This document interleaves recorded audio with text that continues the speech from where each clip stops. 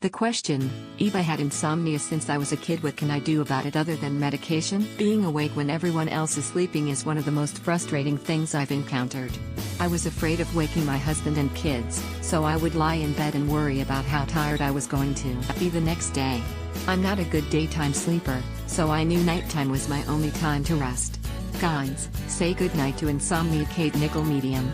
My breaking point came about 2 months after my sleep problems began. One of my passions is running. It helps keep me balanced and feeling good, and I've never had a problem heading out the door and running 5 or 6 miles, easy.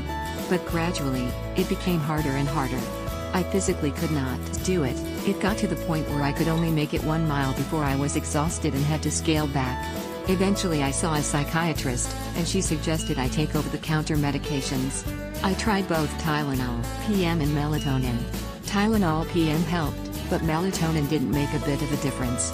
I still wasn't sleeping through the night. With over-the-counter medications, I was worried about becoming addicted and having to monitor my own doses.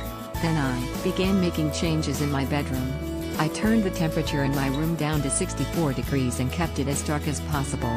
I noticed subtle changes, but at that point I think my body was too set in its ways. I still wasn't sleeping consistently through the night. It isn't a miracle drug. At first my dose was too low, and I continued to wake up throughout the night. Then it was too much, and I woke up feeling hungover, with headaches and dizziness. After 3 months I found the right amount, and I was able to sleep. Finding a balance. Now, 4 years later, I rely on my medication, but not solely. My husband does shift work, so we sleep in separate rooms when he has the late night shift so he doesn't interrupt my sleep.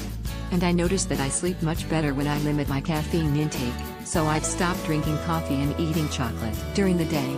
I still practice the good sleep hygiene tips I've learned over the years, and I know they're helping me too.